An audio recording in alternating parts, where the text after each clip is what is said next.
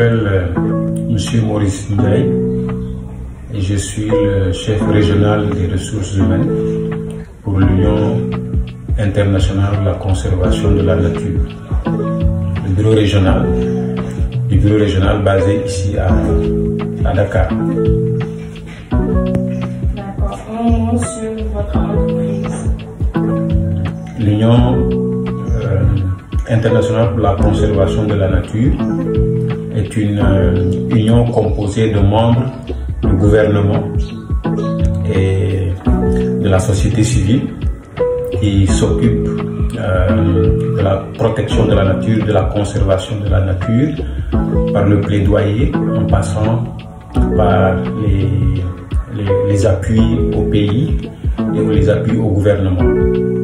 Ici, au niveau de l'Afrique de l'Ouest et du Centre, nous sommes présents dans 12 pays, dont le Sénégal, le Tchad, le Cameroun, le Burkina Faso, la Mauritanie, la Guinée-Bissau, la Guinée-Conakry, le Niger, la Guinée équatoriale et la République démocratique de Guinée, le Ghana et la République de Gambie.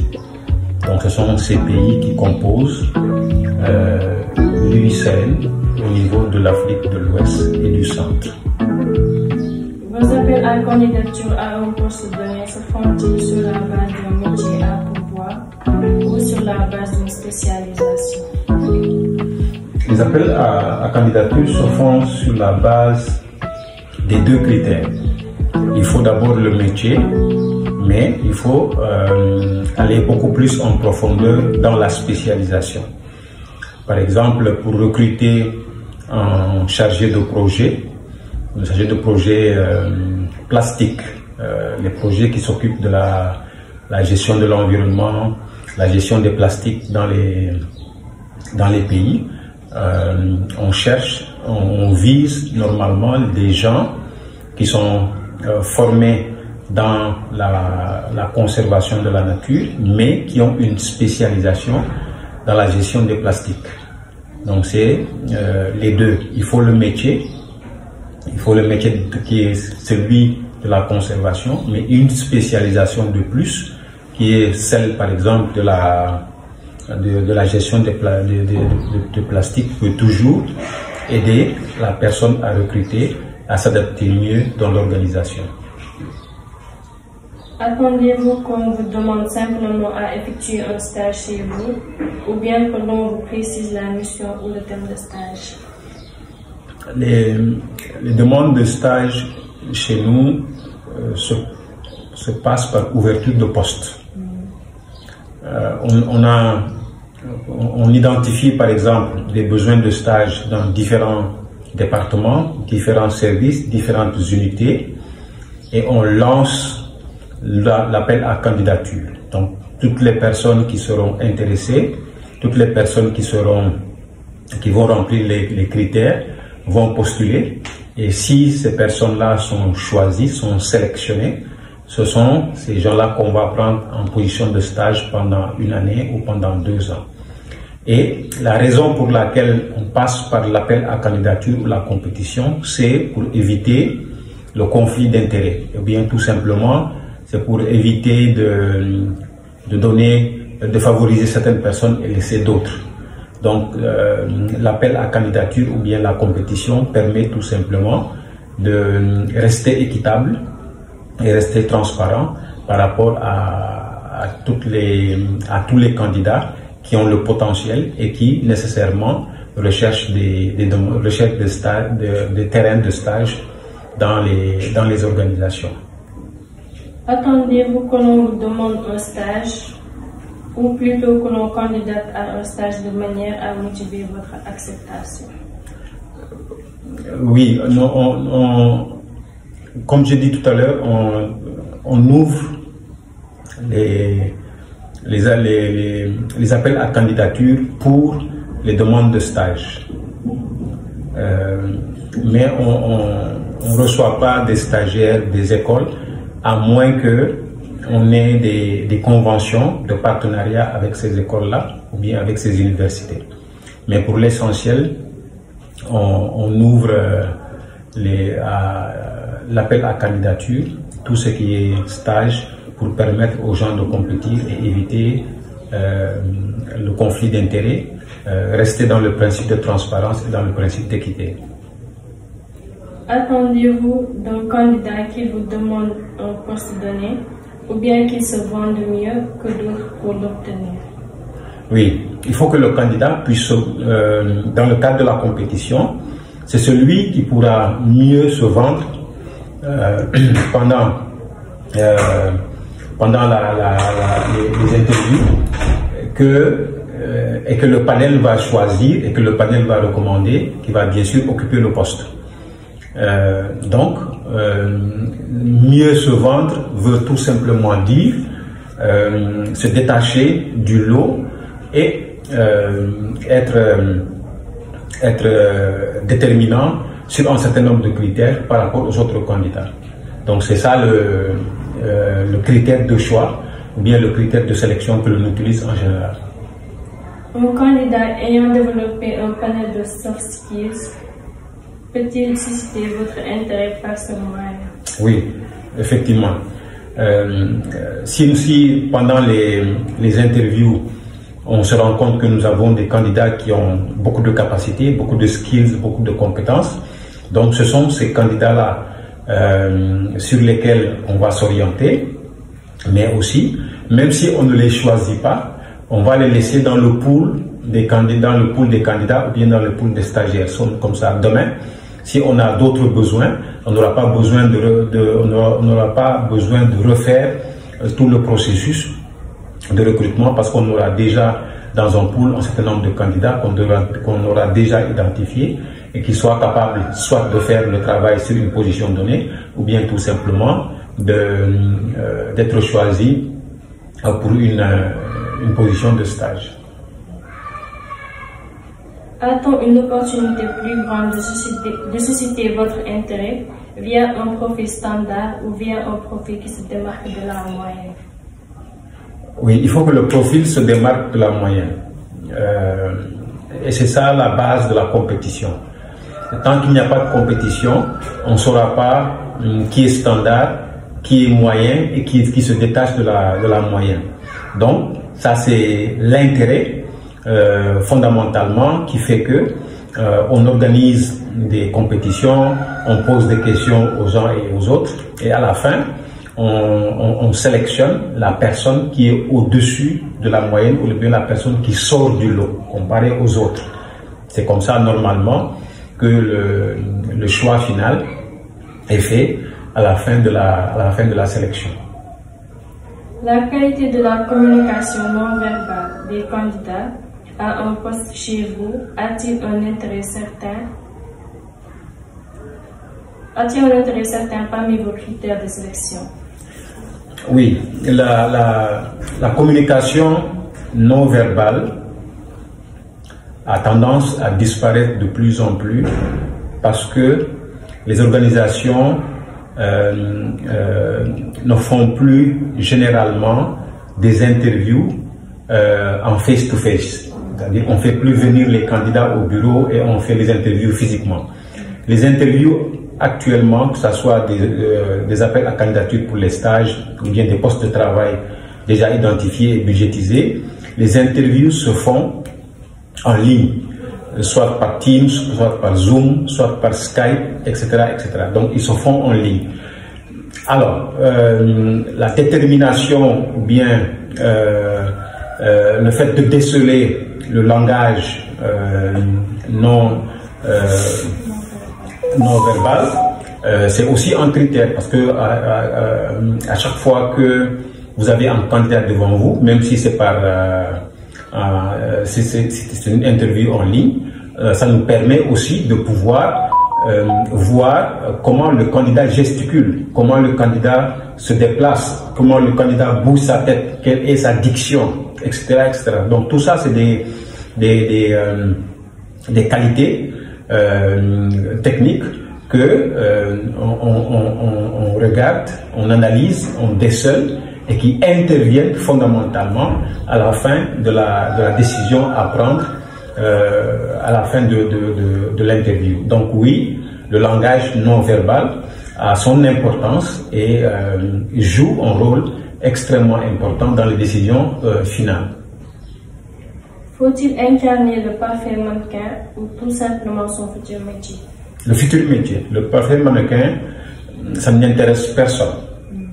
C'est vrai, quand on est dans une interview qui est en général en face-to-face, donc l'interview physique, l'habillement, l'accoutrement, ça compte. Et l'accoutrement, elle est toujours en fonction de la position ou bien toujours en fonction du métier.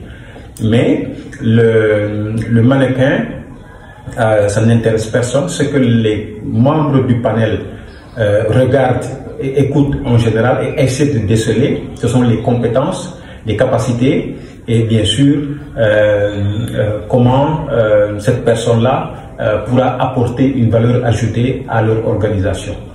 Donc, pour répondre à la question, c'est le métier, c'est la maîtrise de la langue, que ce soit la langue anglaise ou la langue française. Donc, il faut s'exprimer correctement, s'exprimer avec un bon français, avoir une droiture, une diction qui est assez parfaite et avoir une bonne maîtrise de la technicité, avoir une bonne maîtrise de la compétence du métier dans lequel on se trouve.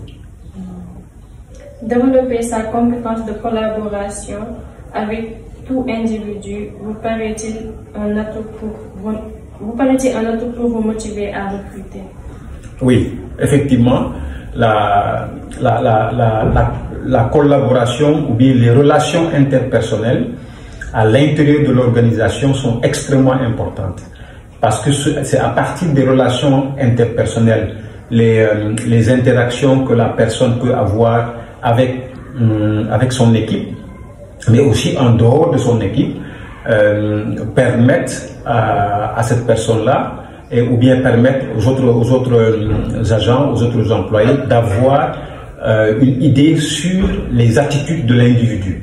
Parce que quelqu'un qui a de très mauvaises attitudes, quelqu'un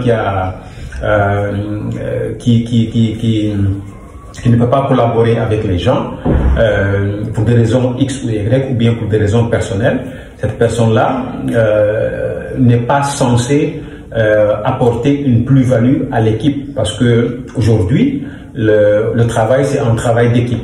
Donc la collaboration, les interrelations, ce sont des éléments essentiels qui déterminent le choix final. Au-delà même de la capacité technique, parce que quelqu'un peut être très bon techniquement, mais cette personne-là, si elle a de mauvaises attitudes, elle ne peut collaborer avec personne, elle n'accepte pas l'autorité, elle n'accepte pas les décisions qui sont prises, cette personne-là, évidemment, ne pourra pas évoluer correctement dans l'organisation. Donc, c'est les compétences basées sur la collaboration et les relations interpersonnelles sont extrêmement importantes et peuvent toujours déterminer un choix final.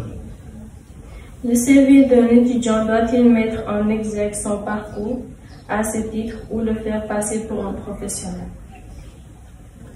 Alors, le CV, c'est une photographie de la carrière de l'individu à un moment T. C'est ça le CV. Mais à l'intérieur du CV, ce que les recruteurs regardent, et ça c'est extrêmement important, et ça évite aussi de faire des CV trop longs, parce que personne n'aura le temps de lire un CV de 20 pages ou bien un CV de 24 pages, si tu recrutes par exemple un comptable ou bien si tu recrutes un logisticien. Donc, il faut être très succinct, il faut être concis, il faut être précis et pouvoir faire ressortir la capacité ou la compétence que l'on détient et que on peut retrouver à l'intérieur du CV. C'est-à-dire qu'il faut une liaison, il faut une relation entre ce qu'il y a dans le CV et ce que vous expliquez aux membres du panel. Donc s'il y a un dysfonctionnement, ça veut dire qu'il y a une tricherie quelque part et le CV est mal fait ou bien le CV Et on décèle des malversations à l'intérieur du CV. Donc, le CV, il a son importance, il doit être le reflet de la personnalité, le reflet de l'expérience professionnelle, les différentes positions que la personne a occupées au cours de sa carrière jusqu'à la date d'aujourd'hui. Seriez-vous prêt à recruter comme prestataire un étudiant qui vous aura donné les meilleures recommandations de résolution d'un problème que vous vivez via son mémoire de fin d'études? Oui, c'est ça le sens du mémoire de fin d'études. C'est identifier un problème X et y apporter des solutions. Donc, une organisation ou une structure qui accueille un étudiant qui va travailler sur une problématique bien déterminée, cet étudiant a beaucoup de chances, beaucoup plus de chances que d'autres, de pouvoir être retenu ou bien de pouvoir être recommandé dans d'autres organisations qui font face à la même problématique qu'un étudiant qui ne passerait pas ou bien un étudiant qui ne travaillerait pas sur la même problématique. Donc oui, nous, en tant que UICN, nous avons différentes problématiques. D'autres organisations ont d'autres problématiques, mais la réponse est oui. Un étudiant qui travaille sur une problématique, qui apporte des solutions, a beaucoup de chances de passer dans le cadre d'un recrutement ou bien de se faire recommander chez d'autres partenaires, d'autres organisations. Quelles sont vos suggestions en matière de formation supérieure à nos écoles? Alors, il faut que les curricula ou bien les programmes puissent coller beaucoup plus à la réalité sur le terrain. Quand on forme des comptables, il faut que les programmes qui sont enseignés aux étudiants, que ce soit au CESAC ou bien ailleurs, que ces enseignants-là, que ces programmes-là puissent permettre à l'étudiant d'avoir de la matière, c'est-à-dire que une fois que l'étudiant sort, qu'il soit un professionnel, qu'il soit apte, qu'il soit compétent sur un domaine bien précis. Donc ça veut dire tout simplement éviter d'étoffer les programmes sur des sujets ou bien des thématiques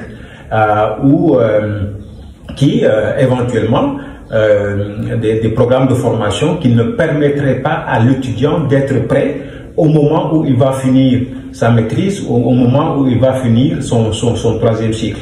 Donc c'est ça la recommandation que nous, professionnels, on fait en général, que les étudiants, les programmes de formation qui leur sont déroulés, qui leur sont donnés, soient des programmes de formation qui leur permettent d'être prêts, d'être opérationnels tout de suite, qu'ils sachent comment faire un processus de recrutement du début à la fin, qu'ils sachent manipuler le plan comptable si c'est des financiers, faire un bilan comptable, etc. etc. Mais ce qu'on remarque en général, c'est que ce qu'on donne à ces étudiants-là, c'est beaucoup plus de la théorie, et une fois qu'ils arrivent en entreprise, c'est là où ils commencent à apprendre de façon beaucoup plus pratique ce qu'ils avaient appris en théorie au niveau des universités ou bien des instituts de formation. Donc la question c'est que il faut que la réponse est qu'il faut que les programmes de formation collent le mieux à la réalité du terrain.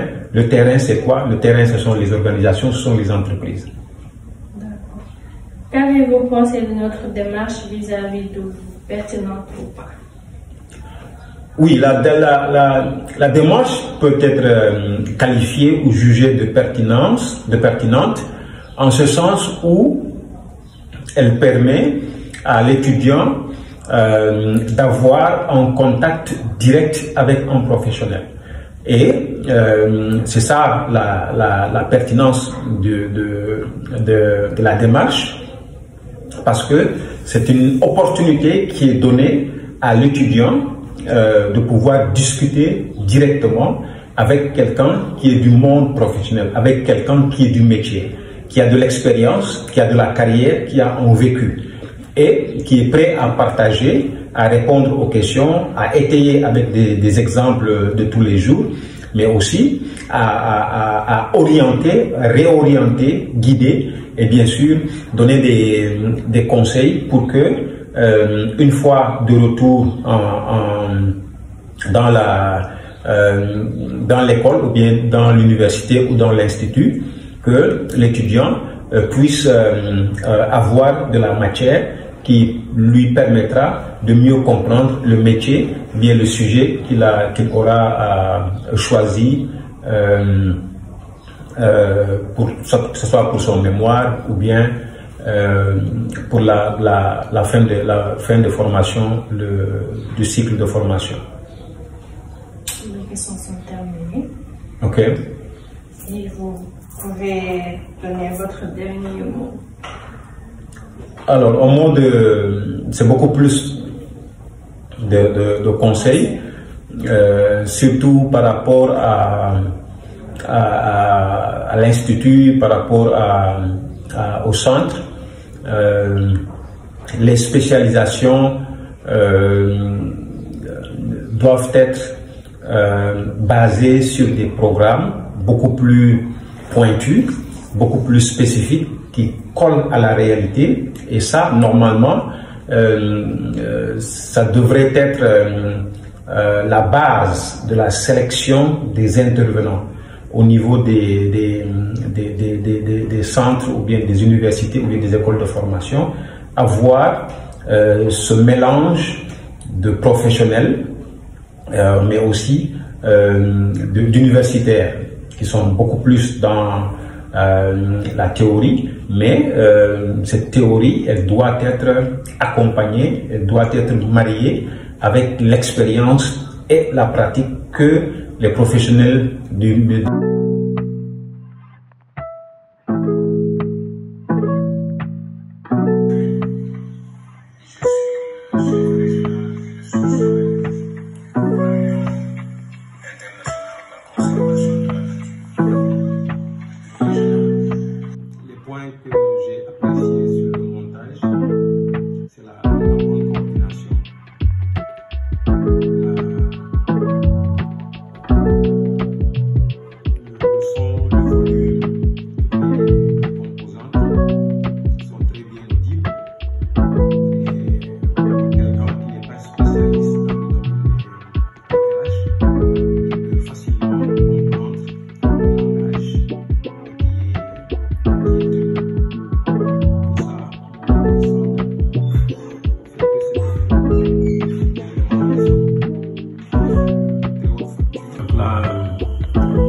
du montage,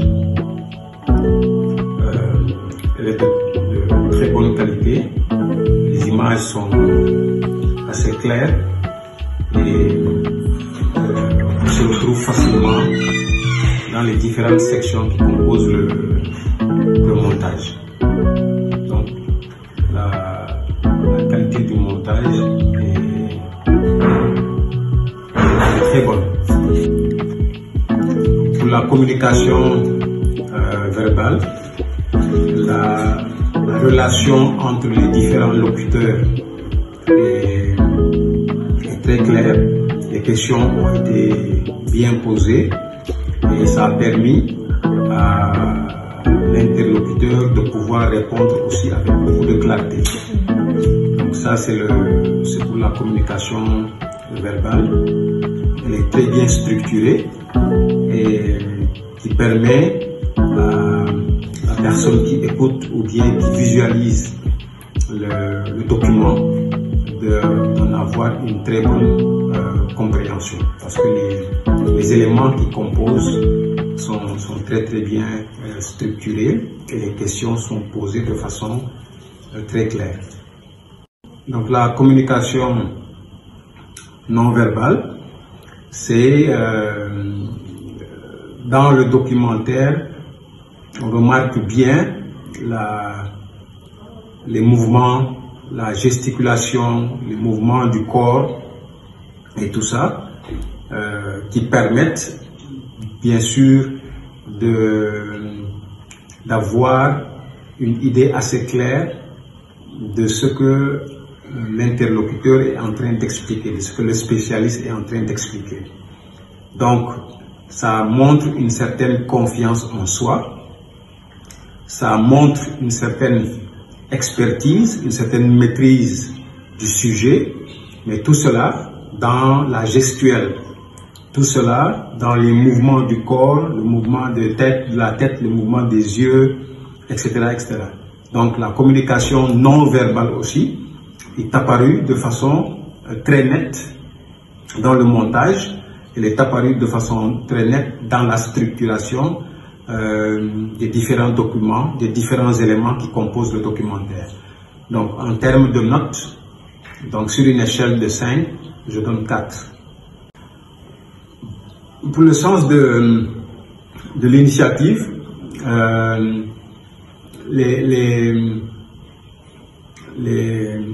les étudiants qui ont eu à travailler sur le document, on voit qu'ils ont eu beaucoup d'initiatives, surtout par rapport au montage. Quand on regarde la vidéo, on sent qu'il y a des touches assez particulières, des touches assez spécifiques qui appartiennent aux 3 étudiantes qui ont fait le montage. Et si on vous dit pas avec exactitude les personnes qui ont travaillé sur ce montage, ça ressemble à quelque chose d'assez personnel. Il y a une touche personnelle, il y a une touche de spécialiste là-dedans. Et on sentirait que ça a été fait par des professionnels avec beaucoup de soin. Donc c'est des éléments d'appréciation qui sont extrêmement importants et qui, sur une échelle de 5, je peux donner pour cela 3,5. Un élément, un documentaire de très haute facture, de très bonne qualité. On s'est rendu compte que il y a des efforts qui ont été fournis, des efforts qui ont été consentis pour arriver à une certaine performance, à un certain niveau de qualité des images, qualité du son, qualité de la documentation, parce qu'il y a d'autres éléments qui ont été rajoutés par les différents intervenants qui ont permis de donner beaucoup plus de tonus, beaucoup plus de longueur, beaucoup plus de visibilité au montage, mais aussi au documentaire en tant que tel. Donc, par rapport à la performance sur la qualité et aux efforts qui ont été consentis, notamment le déplacement jusqu'aux Almadies, le rendez-vous qui a été respecté, le timing par rapport aux différentes interviews qui ont été organisées. Donc tout cela, ce sont des critères de performance qu'il faut mettre ensemble pour avoir une performance assez exceptionnelle par rapport au documentaire en tant que tel. Donc sur une échelle de 5, pour ce qui concerne la performance et les efforts consentis, je donne une note de 4.